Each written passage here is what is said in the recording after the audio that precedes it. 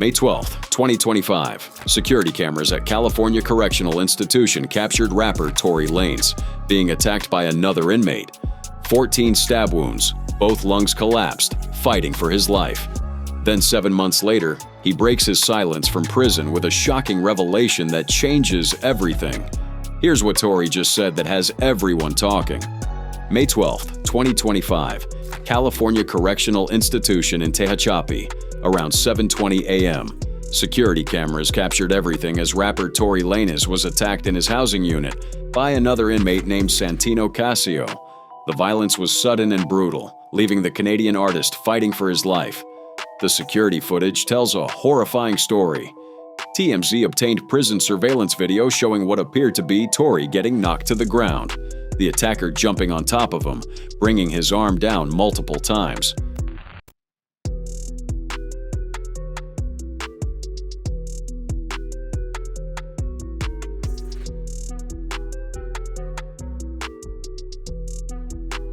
The details emerged on his official Instagram.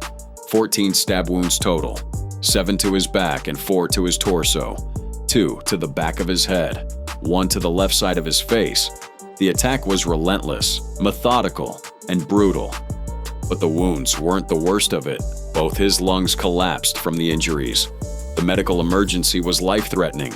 Prison staff rushed to administer first aid, calling 911 as they raced against time. Tory was placed on a breathing apparatus, his survival uncertain in those critical moments. He was rushed by ambulance to a civilian hospital in Bakersfield, off prison grounds. The condition was initially unclear, the prognosis uncertain.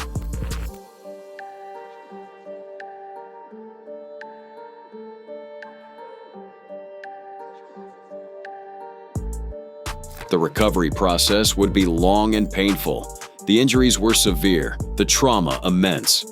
But Tory was alive. Bloodied screen grabs circulated on social media, showing a man easily identifiable by the gun tattoo on his stomach. The proof was graphic. The reality is undeniable. After the attack, Tory couldn't stay at Tehachapi. It was just too dangerous. He was transferred to California Men's Colony in San Luis Obispo County for his own protection. Different security level, new environment, but the same fears.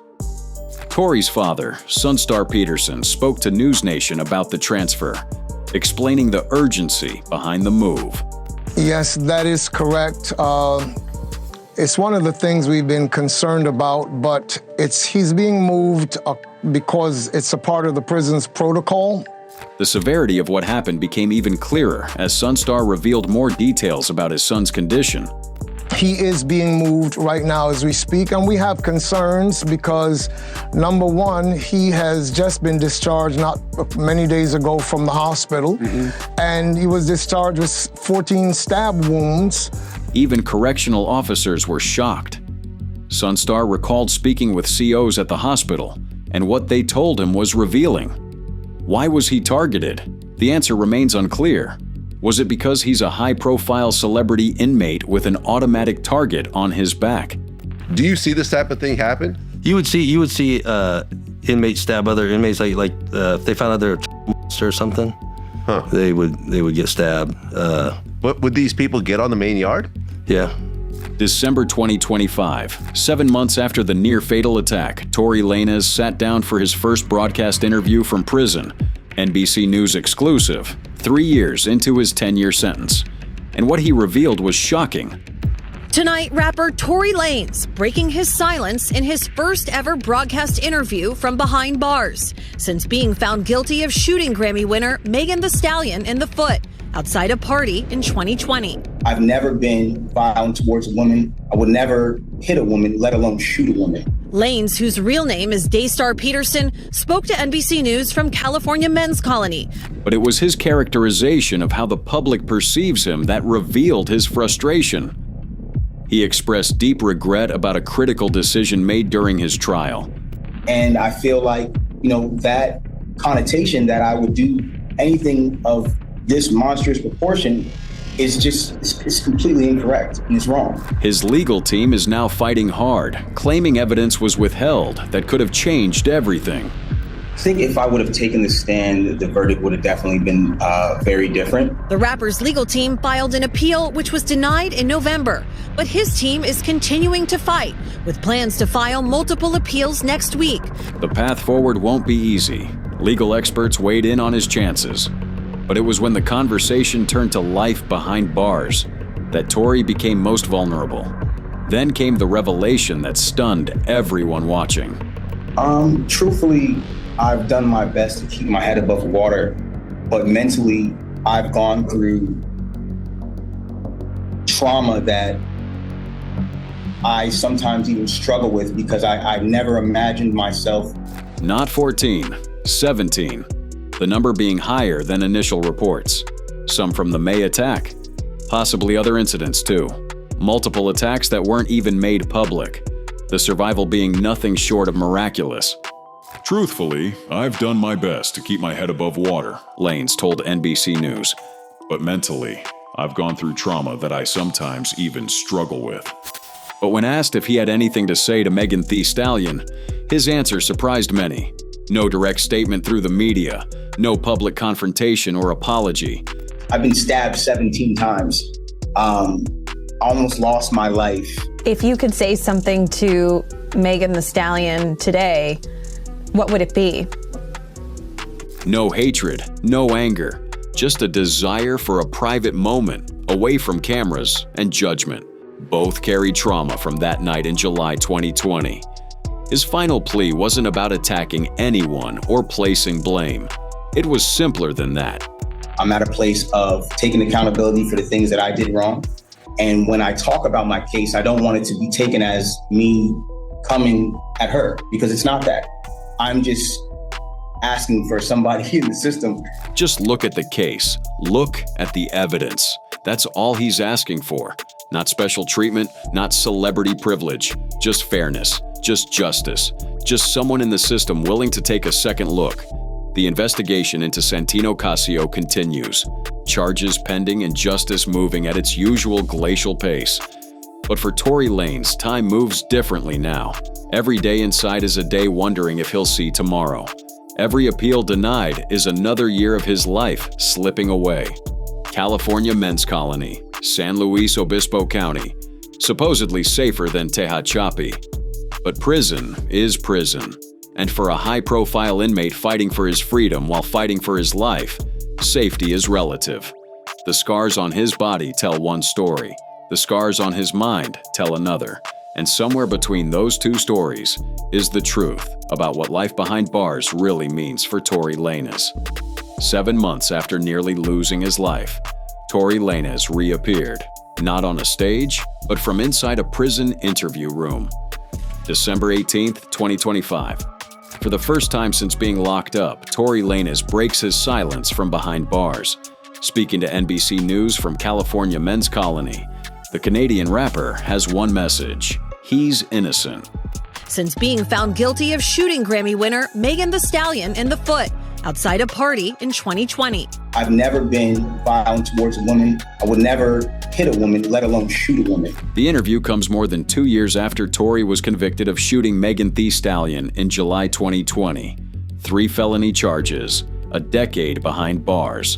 And now, he's finally ready to tell his side of the story. His opening statement is direct and unflinching. I've never been violent towards a woman. I would never hit a woman, let alone shoot a woman. Lanez, whose real name is Daystar Peterson, spoke to NBC News from California Men's Colony, a prison where he's 3 years into a 10-year sentence after being found guilty on 3 felony counts, including assault with a semi-automatic firearm. Strong words from someone convicted by a jury of his peers. But Tory isn't just claiming innocence. He's claiming something bigger, a wrongful conviction, a system that failed him, and evidence that could change everything. The public sees him one way, but according to Tory, that perception is completely wrong. There is definitely a very big misconception about me that seems to the public as I'm this monster. And I feel like I was catapulted into this poster child for the unprotection of Black women. And it's just so unlike me. And I've never really had a chance to to express that, but you can look at my criminal record. I don't have one. I never had one. It's a bold claim. Tory says he's become a symbol for something he never was, a poster child for violence against black women, when in reality, he says, you can check his record. Before this case, it was clean. No violence, no pattern, nothing.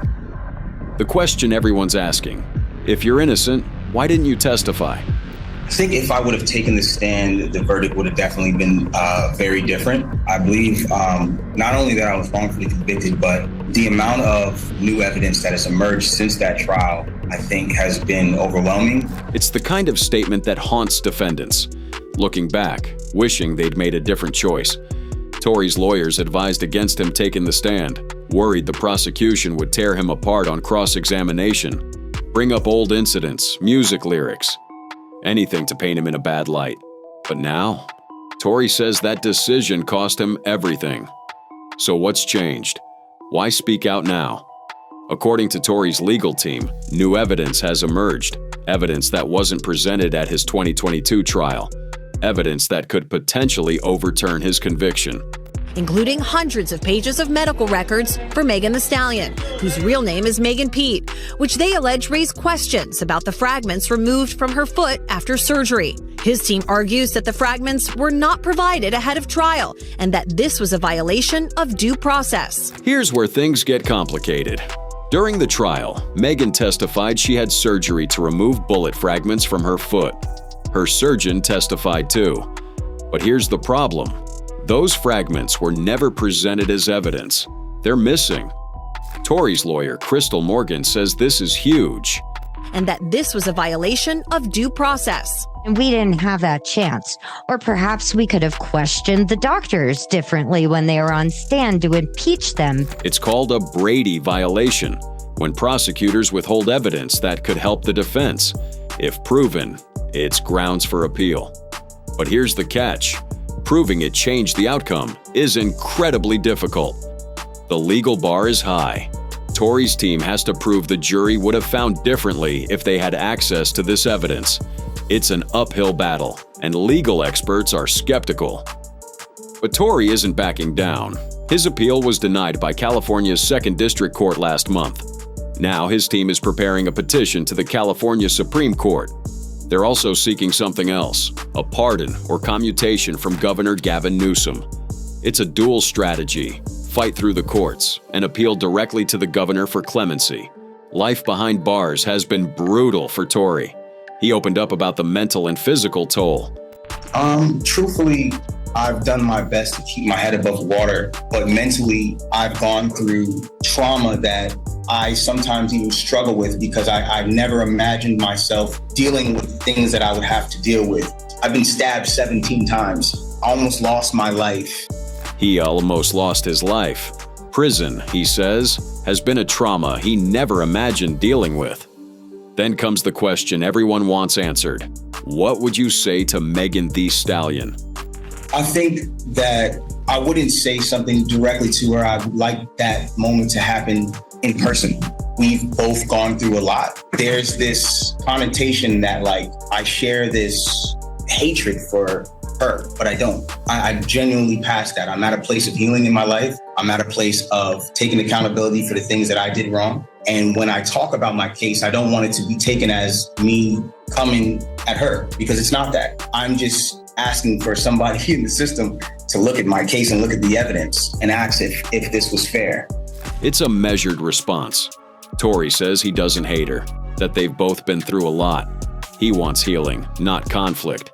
He says if he's going to talk to her, it needs to be in person, not through a media interview. But his main focus isn't Megan, it's the system. Tory's plea is simple. Look at the evidence. Was this trial fair? Did the jury have all the information they needed to make the right decision? Now, here's where the story takes another turn. Beyond the appeal, Tory's team has filed for executive clemency. Tory Lanez is also seeking a pardon from Governor Gavin Newsom? That's right. His legal team has filed the necessary paperwork, and it is before the governor now. So they're seeking either a pardon where his criminal record will be wiped clean, he would be released from prison, or to have his sentence commuted, meaning that the time he has served is sufficient, and release him, but that doesn't change his criminal record. As for when this could happen, the governor typically does these twice a year, so this could happen before the new year. All right. Chloe Malas for us. Chloe, thank you. A pardon would wipe his record clean. A commutation would reduce his sentence. Both are rare. Governors don't grant clemency easily, especially in high-profile cases. But Tory's team is pulling every legal lever they can. The medical records issue centers on roughly 300 pages of documentation that Morgan claims were withheld. TMZ reports that an expert hired by Lanez's team found 60 alleged irregularities in the medical records that were provided: altered text, QR codes that don't work, inconsistent formatting, missing pages.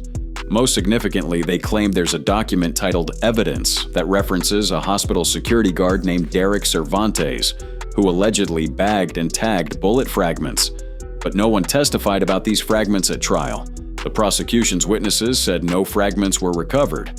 So where are they? Did they exist and somehow disappear? Were they never properly documented? The public reaction to this interview has been mixed. Some believe Tory. Others say he's just trying to manipulate his way out of prison. Critics point to his behavior after the shooting, how he released music that seemed to mock the situation, how his fans harassed Megan online, creating a toxic environment that made her question coming forward at all. Megan herself won a defamation case against blogger Milagro Grams last year after proving the blogger spread lies about the case on Tory's behalf. During that trial, evidence used to convict Tory was presented again. Megan cried on the stand, recounting the trauma and mental health struggles she's faced since the shooting. But Tory says he's not the monster people think he is, that his reputation has been destroyed by a narrative that doesn't reflect who he really is. He emphasizes his lack of a criminal record before this case, no history of violence, no pattern of behavior that would suggest he's capable of what he's been convicted of. The truth is complicated. Cases like this always are. Tory maintains his innocence. Megan has stood by her testimony. A jury heard all the evidence and found him guilty. But now, with claims of missing evidence and Brady violations, the question is, did that jury have everything they needed? Tory's legal team is betting they didn't. They're preparing to argue that hundreds of pages of medical records were withheld, that the fragments removed from Megan's foot should have been available to challenge the prosecution's case. Whether the California Supreme Court will agree remains to be seen. But speaking out was only the first move, because just days later, Tory Lanez's legal team followed up with something far more explosive. Just days ago, Tory Lanez made headlines with his first broadcast interview from behind bars. He promised new evidence that would shake the foundation of his conviction. Now his legal team is delivering on that promise in a way nobody expected. So Tory Lanez has sat down for his first interview on camera since he has been behind bars for the shooting of Meg Thee Stallion. He sat down with NBC and they talked about a few things. So December 22nd, Tory's attorney submitted an official report to the court. Not just any report. A document signed under oath by a software expert who reviewed Megan Thee Stallion's medical records from that July 2020 night. The findings? Explosive doesn't even begin to cover it. The expert claims to have identified 60 errors in the medical evidence. But here's what makes this different from every other appeal Tory's filed. These aren't being called mistakes. They're being labeled fraudulent, intentional. According to the defense, these errors were presented at Tory's 2022 trial by then Los Angeles County District Attorney George Gaskin. The word fraudulent carries weight. It suggests something beyond incompetence. It implies deliberate deception, prosecutorial misconduct, the kind of allegation that, if proven, could dismantle a conviction entirely. There is definitely a very big misconception about me that seems to the public as I'm this monster. And I feel like I was catapulted into this poster child. But the most alarming discovery sits at the heart of this report: a missing document. One simple word printed across the top: evidence. According to Tory's team, this document identifies a hospital security guard named Derek Cervantes. His alleged role: bagging, tagging, and transferring what the records describe as foreign bodies, bullet fragments. The problem? This document was never disclosed to the defense. During the trial, detectives testified under oath that Megan's medical records were fully provided to Tory's attorneys. They also testified that no bullet fragments were recovered from the hospital where Megan received treatment. Do you regret not taking the stand? I think if I would have taken the stand, the verdict would have definitely been very different. If this missing document is real, if Derek Cervantes actually handled physical evidence, then the testimony at trial becomes questionable. The entire narrative shifts because the physical evidence, the actual bullet fragments, could have been analyzed, matched to the gun Tory allegedly used, or proven they didn't match at all. Derek Cervantes, a name nobody heard during the trial, a hospital security guard whose potential involvement raises questions that demand answers. What exactly did he witness? What did the full document say? Why was it never presented? And where is it now? The irregularities don't stop there. Tory's software expert documented altered text, overwritten passages, QR codes that don't function, signatures that appear bogus, inconsistent document formatting, missing pages, repeated pages, contradicting dates and times. The report reads less like a medical record and more like a collection of red flags.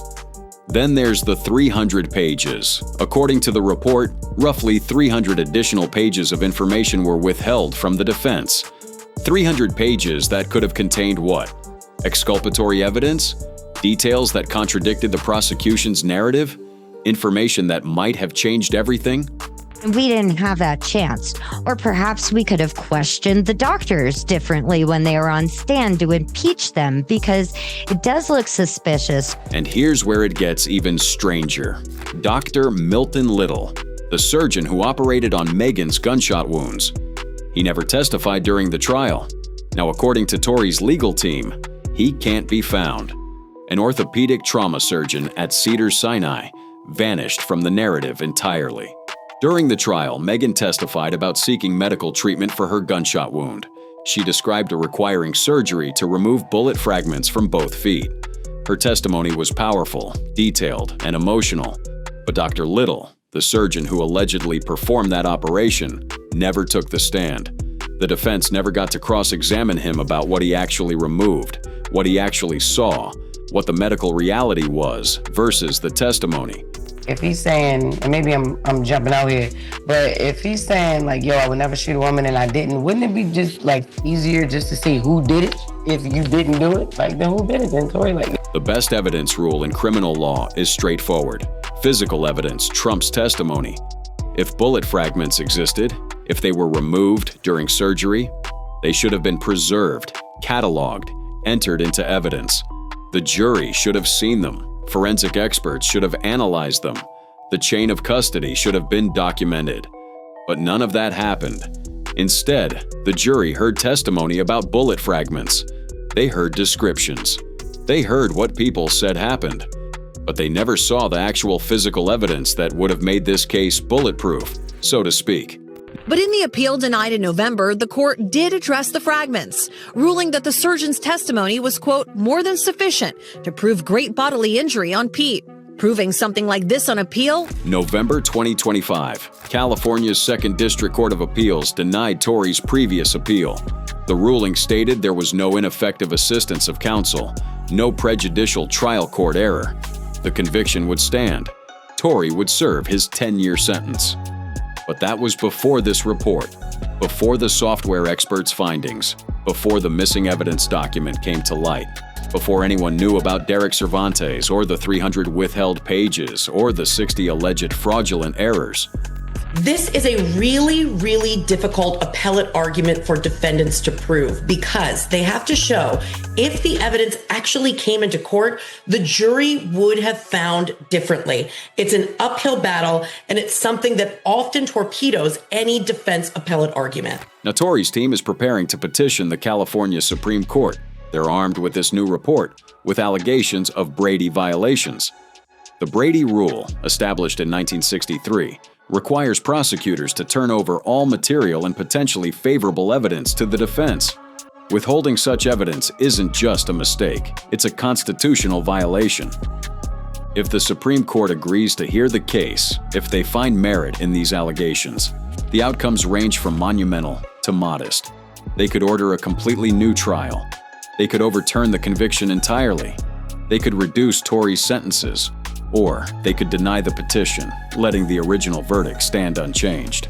I believe not only that I was wrongfully convicted, but the amount of new evidence that has emerged since that trial, I think, has been overwhelming. George Gascon's office handled this prosecution. Gascon, who lost his re-election bid in 2024, is no longer LA County's district attorney. But his team's handling of this case now faces serious scrutiny. If these allegations of fraudulent evidence presentation prove true, the implications extend far beyond one case. They question the integrity of the entire prosecution. Megan's legal team isn't backing down. Her attorney, Alex Spiro, responded swiftly to the NBC interview, calling the claims garbage spread by nonsense bloggers. He emphasized that Tory was tried and convicted by a jury of his peers, based on overwhelming evidence, including what Spiro called Tory's own admission of guilt. But that claim about an admission requires context. When did Tory admit guilt? Not at trial, not in open court. Spiro's statement suggests something else. Lyrics, perhaps, text messages, private conversations. The vagueness is intentional, allowing the statement to carry weight without providing specifics that could be challenged. December 2024, Megan filed a petition in Los Angeles Superior Court seeking an extension of her restraining order against Tory. In court documents, she claimed he continues to subject her to repeated trauma and victimization, even while incarcerated. She accused him of using third parties to spread false narratives online, including claims about missing evidence and weapons. Prison logs later revealed Tory had been using intermediaries to coordinate what Megan called a systematic harassment campaign. But his attorney pushed back, arguing there had been no direct contact between them since his incarceration, suggesting no future threat existed. To look at my case and look at the evidence and ask if this was fair. And with that, Chloe Malas joins us now on set. So, Chloe, Tory Lanez is also seeking a pardon from Governor Gavin Newsom? That's right. His legal team has filed the necessary. The stakes couldn't be higher. For Tory, this petition represents freedom versus 7 more years behind bars. For Megan, it's vindication versus reopening wounds she's fought to close. For the justice system, it's about credibility. If 60 fraudulent errors were really presented at trial, if 300 pages were deliberately withheld, if a document labeled evidence was hidden from the defense, then this case becomes more than one man's conviction. It becomes a question of whether the system itself can be trusted when the outcome matters most. The California Supreme Court will decide if these allegations warrant review. Until then, Tory remains at California Men's Colony, waiting for the answer that could change everything or leave him exactly where he is. The truth, whatever it may be, sits somewhere in those disputed medical records, those missing pages, those contradicting timestamps. Whether the Supreme Court will grant him the chance to prove it remains the final unanswered question in a case that refuses to end.